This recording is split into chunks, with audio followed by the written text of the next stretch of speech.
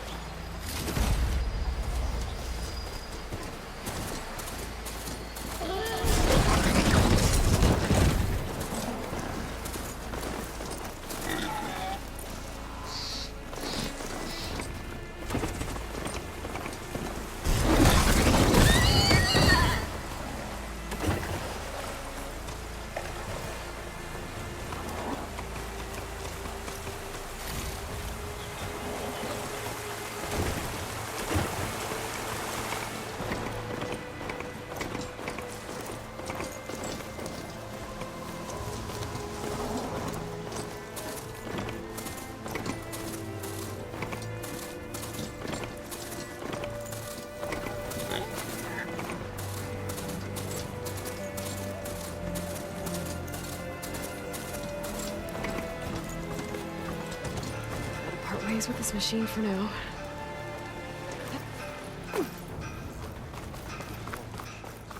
Be welcome out then.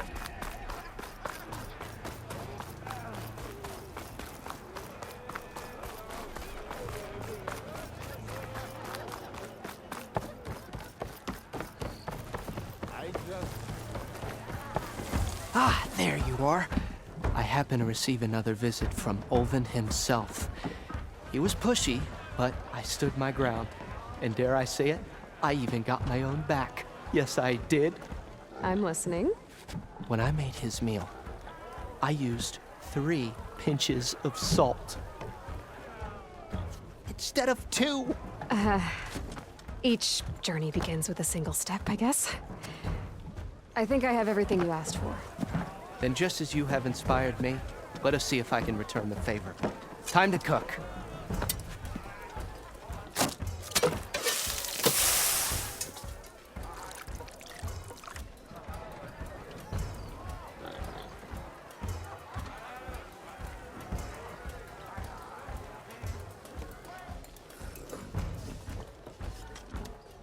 Wow. Mildef, that was inspired. Next time you want the best provisions, you know where to find me. And your next order of any dish will be on the house. Thanks.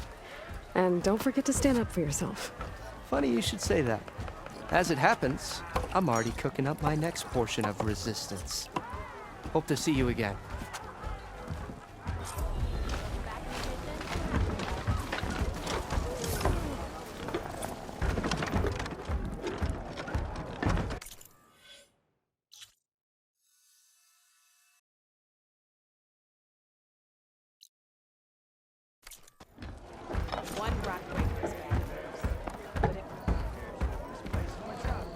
It might be a good idea to stock up on some food before I head back out. And see what else Eldif's cooking up.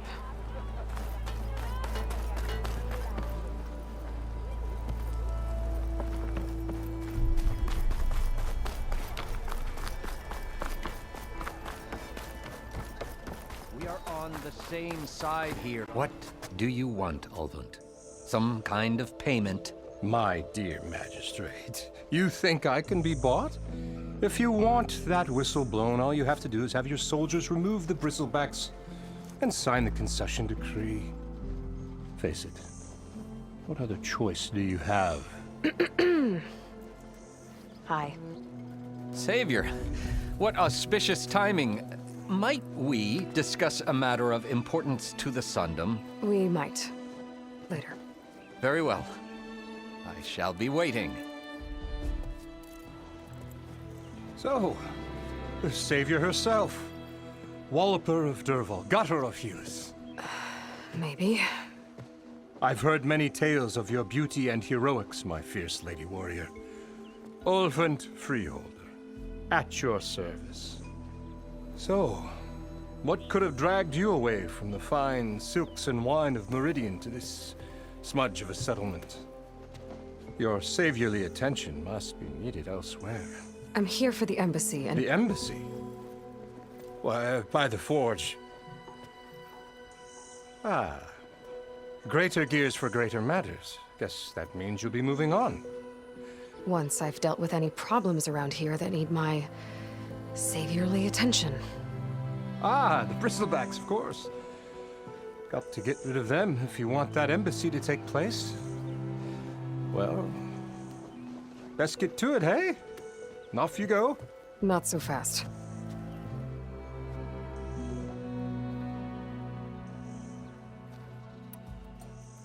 You don't seem to have a high opinion of the magistrate?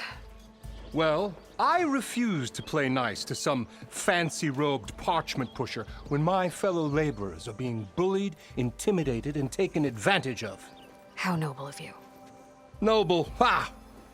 Born with a hammer in hand, I was. Nobody handed me anything or dropped opportunity into my lap. Everything I've achieved, I've done on my own. And where is this hammer now? The burden of leadership forced me to set it aside. The Carja risk nothing, while demanding that good Oseram gamble with their lives out there. Someone had to step up and say no more. You ordered the work stoppage? Indeed I did. We're laborers, not soldiers. Until the Carja clean up their mess and give us the fair deal we deserve, I'm not risking Oseram lives. Fair deal? You mean your concession decree? It's not my decree. It's on behalf of all the good Oseram laborers of this land who do all the back-breaking work, while only the Carja reap the rewards. All we're asking for is the ability to share in this prosperity for a land worked by the people, for the people. Right. Then just how much would be your share? Only an amount appropriate to my contributions to this community, of course. If Chainscrape is on Carja land, shouldn't a Carja be in charge? Who appointed you? The sensibilities of good Oseram folk, of course. You think a Carja can head this whole venture? Ah! The magistrate can barely make the trek from Barren Light without losing a few screws. So you have no real authority then? People only follow you because you say so. Loudly. Anyone who has followers has authority. I've been with Chainscrape from the beginning. I mean, I'm practically its founder. and its honest folk know I'm indispensable to its success. You said you founded Chainscrape. Somehow I doubt that. Practically founded, I said. I alone saw its potential when it was just a smattering of tents in Barren Light's shadow. I invested in the mine, convinced some friends back home to do the same, and here we are. You could say Chainscrape is what it is thanks to me. Oh, so you're not just standing around and profiting off everyone else? Not at all. Sure, I make a little return on my investment here and there, but my main priority, as it was from the beginning, is to look after the well-being of these honest, working Osram. You said you found... Practically, Oh, so you're not just... Not at all. But my main is to look after the... Where's the whistle? Right in the middle of town. But with the threat out there, I'm not endangering innocent Osram lives. I'm going to clear out the bristlebacks. And when I'm done, this valley is going to get moving. If that's what it takes. Until then, I'll keep looking after the safety of these good folk. Just be ready to blow the whistle. Better see what that Carja magistrate wanted. I bet he's in the tavern.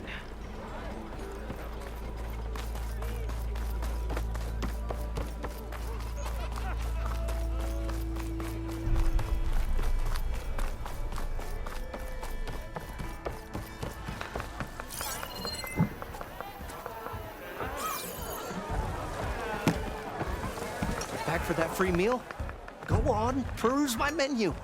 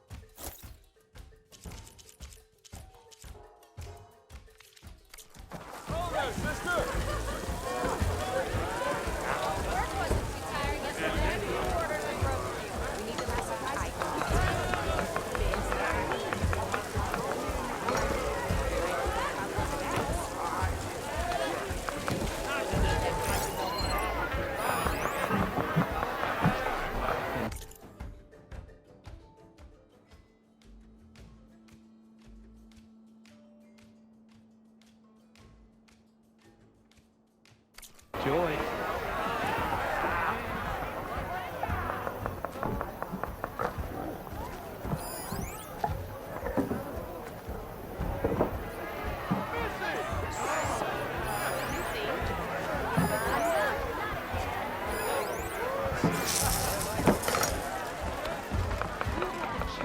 Ah, Savior!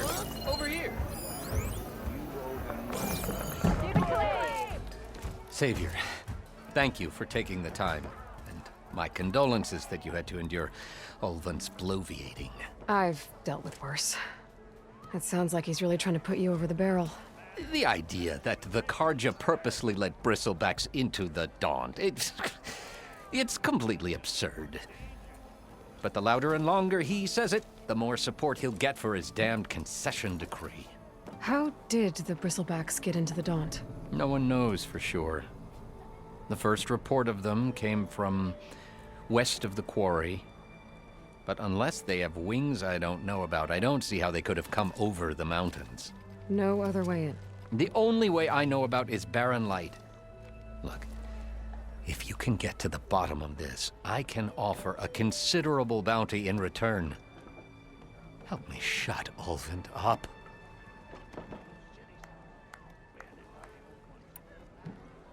What is this concession decree that Ulvund wants? He wants the Sundom to designate portions of the Daunt as Oseram holdings, Only the portions, mind you, that produce any value.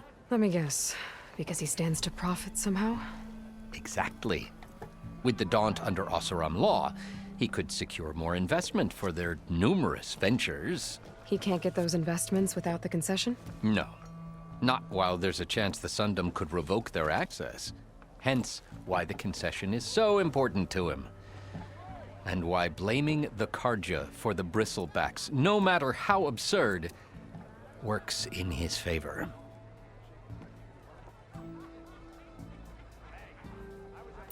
How does blaming the Carja for the Bristlebacks help Ulvund get his concession? Look around.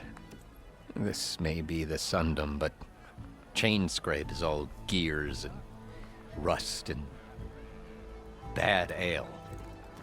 Claiming that the Carja loosed the Bristlebacks in order to intimidate Oseram laborers into obedience. Well, let's just say no one here has forgotten the atrocities of the Mad Sun King. And with the Bristlebacks bringing work in the valley to a halt, Ulvund has plenty of time to pick at barely healed wounds. And if the Oseram refuse to work, unless the concession is signed, you won't have a choice. Correct. The reconstruction of Barren Light must continue. How did you get stuck out here? I asked for the posting, believe it or not. Overseeing the entire valley on behalf of the Sun King? It was an honor. Is an honor, I mean.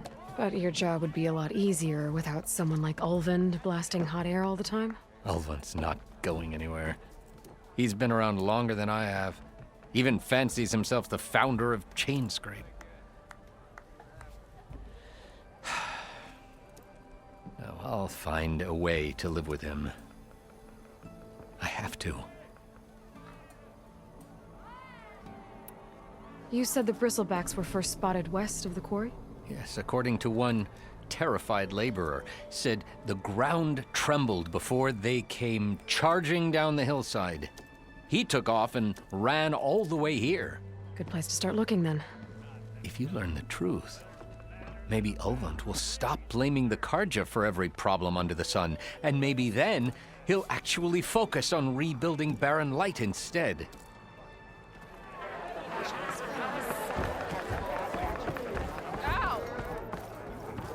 Aloy, change your mind about that brew? Sit down for a game of strike. Come for that beer after all, eh? Here, sit down. Get a pint in her hand. Wasn't expecting you to swing by. Since when do I do what's expected? There's that spark. Fire and spit. Fire and spit.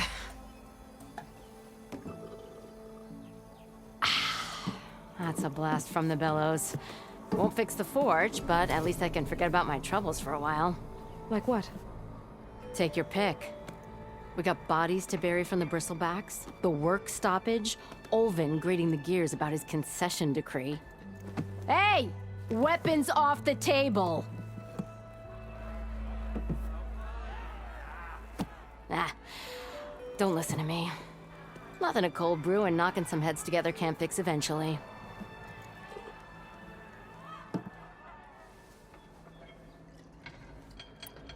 So the Bristlebacks in the Daunt.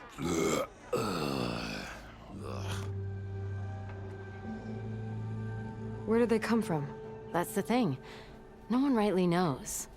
They just showed up one day, rampaging around the valley like they exploded out of a forge. Lost some good people. But I heard talk of some vanguards trying to take them down. Did they come through here? Stopped by briefly for supplies. Ulvund was none too pleased. Won't be able to crank it to his advantage once the Bristlebacks are gone. But how could Bristlebacks and the Daunt help Ulvund? 2 words. Concession decree. Since no one knows where the Bristlebacks came from, Ulvund has taken to blaming the Carja for them. He's hoping to dig up enough old resentments to get a strike going until the concession's signed. This is just his latest attempt. He's been trying to rile up the workers since the day he rolled into town. And people actually believe him? Lots of folks suffered at the hands of the Mad King during the Red Raids. Give him half a reason, they'll blame the Carja for anything. Damn Karja slavers. I thought you'd be back in Freeheap. Well, after the big battle at Meridian, I went back, but realized it was running smooth. Didn't need me. Heard about the rebuilding out at Barren Light. Figured they could use another hammer. Been scraping by ever since. You could always leave. And go back east? Nah. I ain't one to leave a lit forge. Besides, someone's gotta be a squeaky wheel for the workers around here. So about Olvend.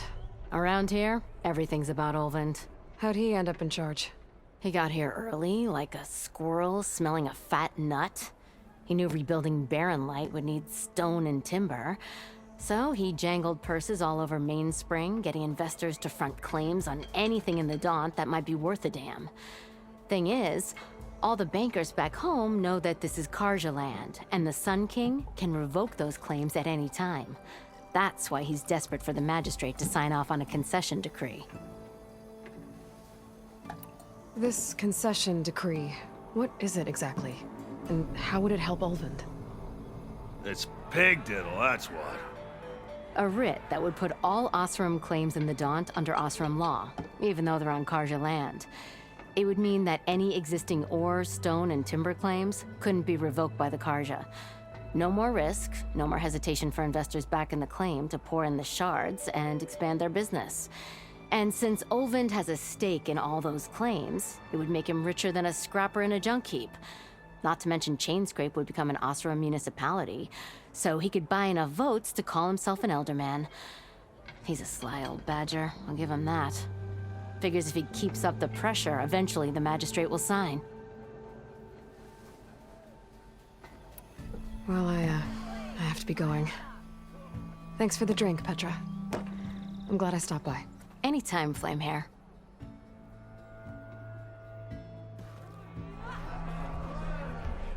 Hey, Red. Fancy a game of Strike?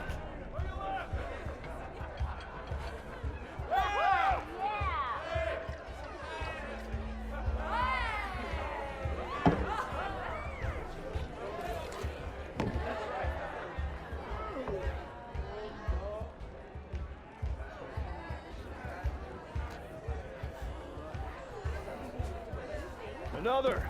No one wants to play Strike. Ah, come to revel in some Strike, sister? Let me set the board. I was just passing by. First timer, huh? Don't worry about it. I'll go easy on you. You got any pieces? No. Well, aren't you in luck then? I got an extra set, a Tanakh original straight out of the Forbidden West. Sit. I'll run you through it in a hot spark. I'll give you something special if you win it on my boards, too.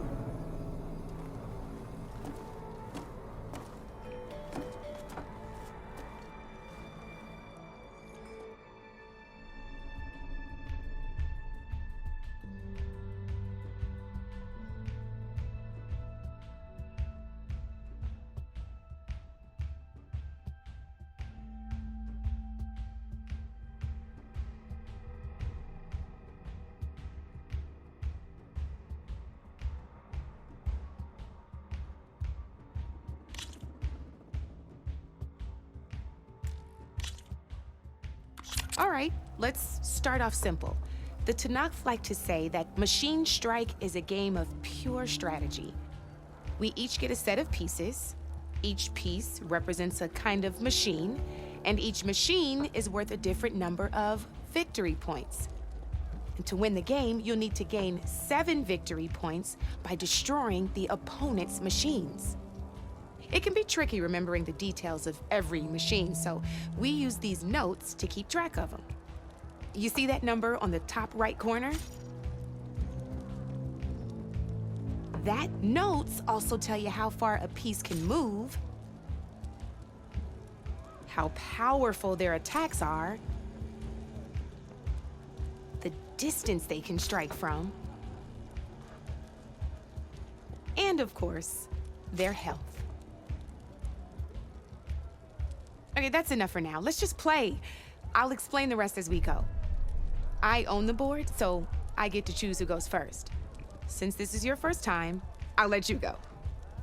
Usually you get to choose which pieces to set on the board, but this will do for now. Pick up that machine piece to your right, and move it forward. And remember, each machine can only move a certain distance. Take a look at your notes if you need a reminder.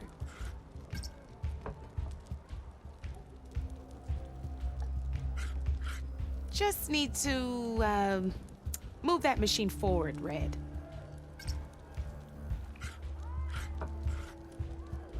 Gotta move that machine forward. Move that machine forward. It's all part of the learning process.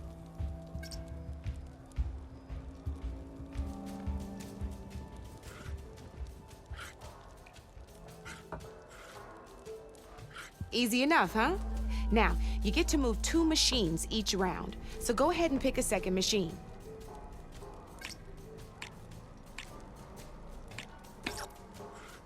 Just need to, move that machine forward, Red.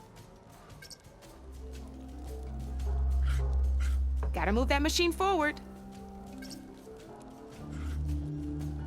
Move that machine forward. It's all part of the learning process. Perfect. There's not much else to do for now, so just end your turn. We still got a lot of ground to cover. End your turn. We're forging onwards. Let me move my pieces here.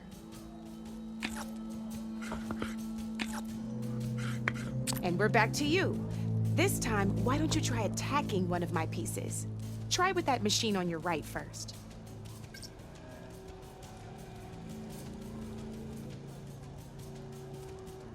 Now move the piece close enough. When performing an attack, you'll be testing your machine's combat power against the opponent's, and its own attack power. This board only has grassland terrain, which has no effect on a machine's combat power. And so in total, your machine's combat power equals 2 points. Since my machine isn't the one attacking, it has 0 points of attack power. And just like your machine, it's not affected by grassland terrain.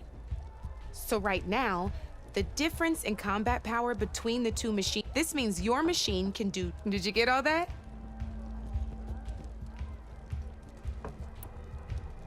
Knew you were a smart one. Finish up by attacking my machine.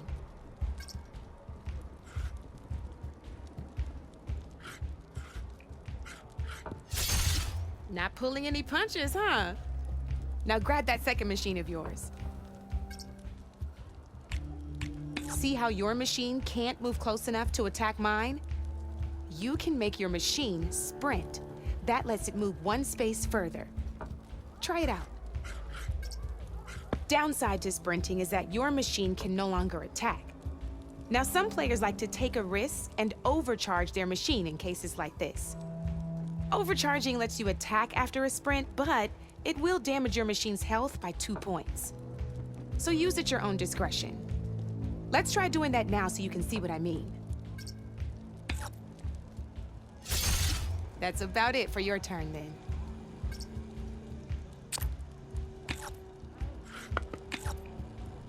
Now, I'll let you in on a neat trick.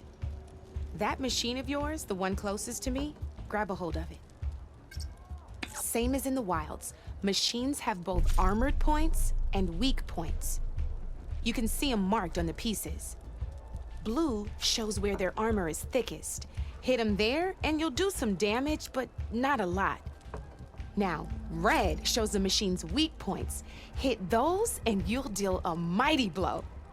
Here, let me show you. Rotate that piece so your machine faces mine. Now let that machine... Off the board she goes, and there's your first victory points. You don't have 7 of them yet, so let's keep going. Your machine attacked mine, but hasn't moved yet. Go ahead and move downwards towards my remaining piece. You've already attacked a machine and moved your piece. But if you overcharge your machine, you can attack a second time. And by the look of your machine's health, you'd be sacrificing your piece to defeat mine. But sometimes, that can be a good thing. overcharge your machine to attack mine a second time, and I'll show you what I mean.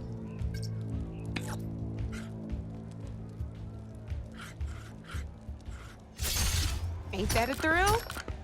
Now, because your machine was knocked out at the same time as mine, we both get the victory points our machines are worth. Good news is, since you're the one attacking, you're gonna receive your victory points before I do. Which means you can reach the coveted 7 victory points first. That's why sometimes losing a piece can be the best way to end a game in your favor. Now, you'll notice you didn't get quite up to 7 victory points this time, but you did destroy all my pieces. That means you're the winner! That wasn't so hard, was it? Just remember to always check for the best terrain to attack from. You'd be surprised the advantage you can gain over an opponent like that. I know it saved my behind in a game or two. I'll try and remember that. Oh, before I forget, these are all my spare pieces. I want the Savior of Meridian to have them. It's a small set to be sure, but it should be enough to get you in on any strike games you find out there. You might even fancy looking out for them strike carvers. They've got all kinds of unique pieces that can turn a game in your favor, though they'll need the right materials to craft you one. Or you might find them in the wilds if you're lucky. I know I've lost my fair share of pieces after a night of machine hunting or brew hopping. No need to thank me. Always a pleasure to help out new strike players. Now, if you feel like playing a real game, I've got plenty of other boards. I could even teach you a few more tricks if you're up for it. Thanks. I'll think about it.